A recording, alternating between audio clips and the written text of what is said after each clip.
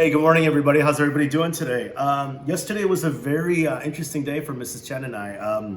We decided to help out at the city of Franklin to take care of people that voted. Yesterday, we voted for a lot of different offices. We voted for some county clerks and some judges and things like that, and voted for Mayor? the mayor. We voted for our presidential primary too. So I hope you guys were able to understand why yesterday was an important day. Now there are a lot of issues, some issues that you're going to be reading about once you guys are older. If you want to have that discussion, parents, with your kids, please feel free to do so. It was very encouraging for Mrs. Chen and I. Yes, there were some frustrations even on our end a little as far as what's going to happen with the follow-up with the ballots and everything like that, but it was really good to be a part of something that we've never had a chance to do, just simply because of our jobs. And the fact that we were able to volunteer, give our time, and get to know our fellow neighbors and see the wide variety of people that vote in this country. It's amazing. It was very, very encouraging to see that, I guess, if you want to call it that. Saw a lot of first-time voters, saw a lot of elderly people that needed assistance, getting out of their wheelchairs, and assisted, however you want to call it, those motorized, whatever, I don't even know what to call them. Motorized helps people around. Okay, so I'm gonna leave it at that. And a lot of families, a lot of immigrant families voting for the first time. But it was just really cool to be a part of that process. And so I encourage you to talk to each other, the family, about voting, and maybe find some articles on ReadWorks or find some articles on RazKids about voting. And I think it's important about our government and how our government works. I will be assigning a couple of units today on ReadWorks about the U.S. government and how it works, and encourage you guys to look at that. Okay, so chapter 11 in Bud Not Buddy is actually a very long chapter.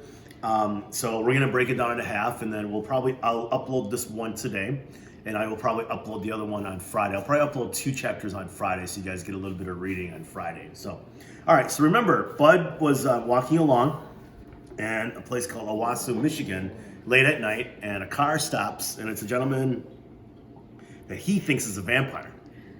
But in actuality, it's one of the nicest people he's ever going to meet. And he turns out he delivers blood, and he's going back to Grand Rapids. And so we'll see what happens. Bud gets in his car and drives off, but then, probably can't even see over the steering wheel at this point. So we'll see what happens in chapter 11. All right, here we go. Bud Not Buddy, chapter 11. The car only went 30 giant steps before it commenced a buckling and finally cut right off. The vampire guy finally caught up with me. He was looking very surprised. He just tapped on the window with his knuckle. He said, "Roll the window down for a minute, Bud." Sometimes it's terrible to have been brought up proper. I couldn't help myself. I rolled the window down just enough so that our words could get in and out, but his hand or claws couldn't. He said, "Okay, what's this?"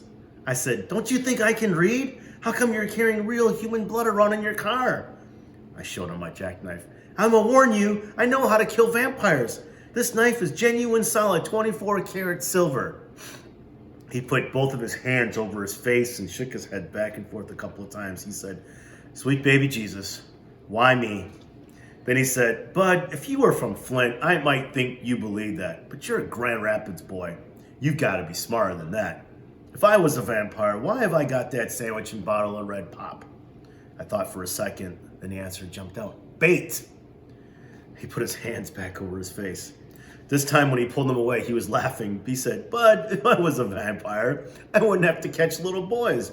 I'd just stick my fangs into one of those bottles and have my supper. Besides, where'd you ever hear of a vampire that knew how to drive a car?" That made sense. And all the moving picture shows I'd seen and all the books I read about vampires, I never could think of seeing one that could drive a car. But I wasn't going to take any chances. "Could I please see your teeth, sir?" "What?" "Your teeth, sir." The man mumbled something, shook his head again, then leaned close to the window glass and opened his mouth. Even though he didn't have fangs, his teeth still looked kind of scary. They looked like they could bite a pretty good grapefruit-sized chunk out of you. Then he said, "Bud, I've got to get this blood to Hurley Hospital in Flint. They need it right away for someone's operation. I can look at you and tell you're far too smart to believe in any nonsense like vampires, son. Be a good boy and open the door." I pulled the lock up for him and scooted over to the passenger side of the car. I locked my door just in case he had any tricks up his sleeve. He got in the car and said, You'll never know how grateful I am to you, but I'll take that horrible image of you putting the car in gear to drive away while I stood by the side of the road in Owasso, Michigan at 2:30 in the morning to my grave with me. Thank God you don't know how to drive. No, sir, but if you'd have shown me some fangs, I'd have learned real quick. Just in case, I watched the way he put the car in gear, so as the next time something like this happened, I'd know how to make a clean getaway. Me and the man headed back toward Flint, driving over the same road it took me so long to walk. Going like this, I wasn't never going to get away from this doggone city. We hadn't been driving for a minute before he started asking a whole slew of questions. Questions that I had to be very careful about giving the right answers to. He said, "Don't you feel bad about worrying your mother like this, Bud, not Buddy?" "My mother is dead, sir." "Most times if you tell an adult that, they'll leave you alone, but not this man." "What? Sorry to hear that, Bud. So you stay with your daddy?" "Yes, sir." "Right in Grand Rapids?" "Yes, sir." "What's his name? Does he work for the railroad?" "No, sir." The seed started sticking his head out further and further. "His name is Herman E. Calloway, and he plays the biggest doggone fiddle you'll ever see." The man shouted, "What?" I said, "Really, sir? I swear for God, it's the biggest fiddle in the world." He said, "I know your father. Everybody in Grand Rapids does." And I didn't say anything. He said, "Well, I'll be. You know, at first glimpse, I wouldn't say you look that much like Herman, but now that I look at you, I suppose you do. Of course, he's quite bigger, if you know what I mean." This was the best news I'd had all day. My face nearly split in half from my giant smile. "Yes, sir. Folks say I'm the spitting image of my old man." He really started the shooting questions at me He really started shooting the questions at me, so to stop him, I said, "Sir, can I please have the sandwich and the rest of the red pop before I answer any more questions?" He slapped his forehead and said, "Oh, I'm sorry, Bud. I was so surprised about who you are and so happy that you didn't drive off that I forgot all about our deal." He handed me the sandwich and the pop and the apple. I was so hungry that I forgot all about scraping the mustard off the bologna sandwich, and even like that, it was the best sandwich I've ever had in my whole life. "Bud," he said, "my name's Mr. Lewis. Now, if you're about 15, 20 years older, you could call me Lefty, but you're not, so you can't. Mr. Lewis will do just fine." I shoved the part of the sandwich that I was chewing into the side of my mouth so I could say, "Yes, sir, Mr. Lewis, sir." He said, "I'm not ashamed to admit it. You gave me a scare here tonight that I'll never forget. I just know I'll be having nightmares about meeting you for the rest of my life. I'll wake up in a cold sweat many a night with the picture of you in my car pulling away with that blood on the seat. I can see it now. I'll be sound asleep deep in the middle of a Dorothy Dandridge dream when all of a sudden I'll be standing on the side of the road in Owasso, Michigan at 2:30 in the morning, and I'll be seeing my car and that blood pulling away with nothing of you showing but that little peanut head of yours peeking up over the dash." He looked at me out of the side of his eye. "Anyone ever tell you got a little peanut head?" I glugged down the pop I'd been swishing around my mouth and said, "No, sir." "Well," he said, "this may be the first time, but unless you undergo some major surgery, I'll bet it won't be the last." "Yes, sir." He waited a second, then sounded kind of disappointed when he said, "Don't take it so seriously, Bud. I am teasing, you know." I started on the apple. "Yes, sir." "Ever been in the Army, Bud?" "No, sir." "Well, I've got to tell you, I haven't heard so many sirs since I was back at Fort Gordon in Georgia training for the big war." I almost said, "Yes, sir," but I looked at him and guessed he was still teasing. I took another drink of the red pop and saw that I was raising the bottle. I'd accidentally let some of the sandwich slip out of my mouth down into the pop. There were a couple of chunks of chewed up bread, a blob of bologna, and some of the mustard swimming around in the bottle. Ugh. The mustard was real pretty. It looked like some kind of magical fog. Every time I moved the bottle, the mustardy smoke went into a different kind of shape. Lefty Lewis said, "How about sharing that pop, Bud?" Uh-oh. He took one look and handed it back. He said, "Nothing personal, Bud. I've raised 3 kids and having 2 grandkids. I've learned the hard way about drinking after young folks. But I do believe you need to get in and see a doctor soon, son. It looks to me like you've got a serious backwash problem.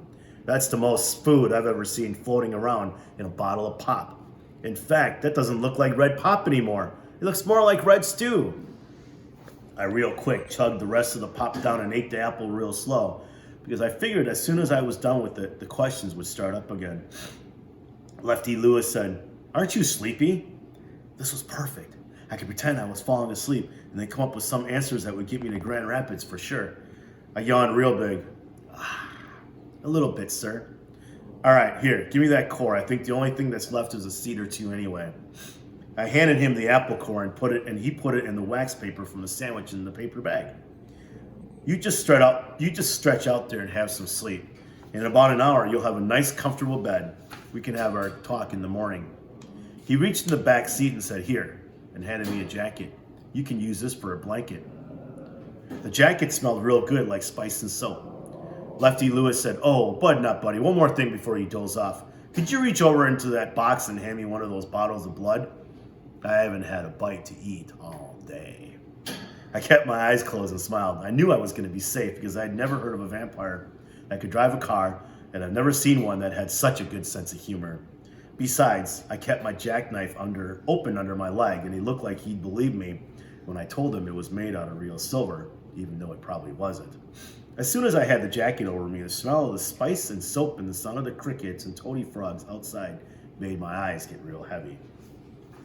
Wow, I must have been real tired. Walking and ducking in and out of the bushes between Flint and Owasso was a lot more work than I thought it was.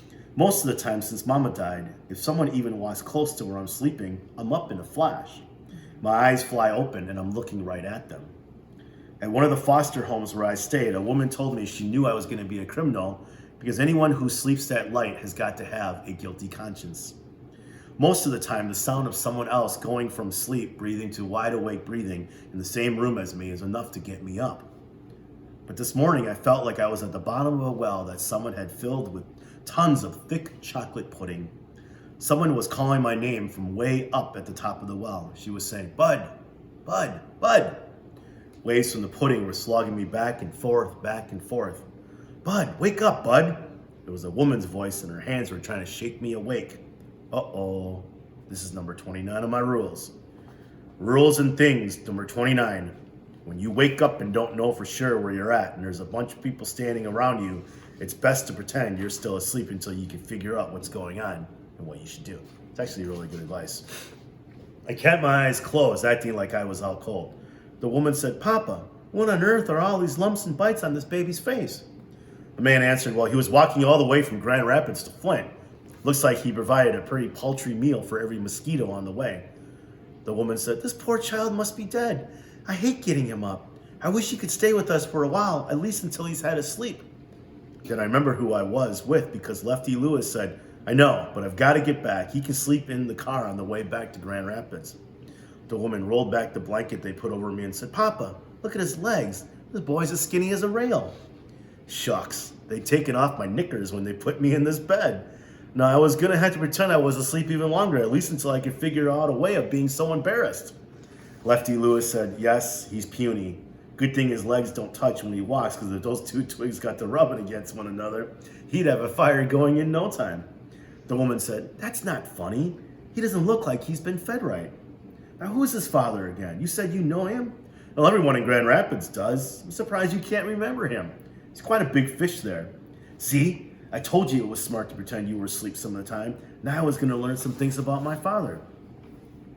The woman said, we're going to stop there. That's halfway through the chapter. We'll finish this up on maybe tomorrow, or probably definitely Friday though. So as you can see, I hope you guys know what team this is. It's the Milwaukee Brewers. I think you guys know where they play. So here's what I'm going to do. I'm going to have you look up. I want you to pick one player, doesn't matter who, that plays or played on the Milwaukee Brewers. And I want you to tell me 5 interesting facts about that person.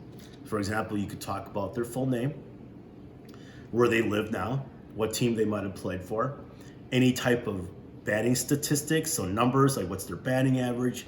I also want you to look up their on-base percentage, so you can find that easily. It's batting average, on-base percentage. I want you to tell me how many home runs they might have hit in one season, any all-star game appearances, any RBIs. You need to figure out what RBIs are. You need to figure out, I want you to tell me what BBs are when it comes to their statistics, and I want you to tell me what SBs are. If you choose a pitcher, I want you to tell me ERA. I also want you to tell me WHIP. And if you decide to pick a pitcher who has saves, I want you to tell me what a save is, okay? So a lot of interesting stuff we can do with baseball. And I ran out of teams almost. I still have more stuff, but all from the same teams that we've covered before. So, hope you guys are doing great. Get outside. We're supposed to get some rain later today, maybe even tomorrow. So, I will talk to you guys later. Love you guys. Bye-bye.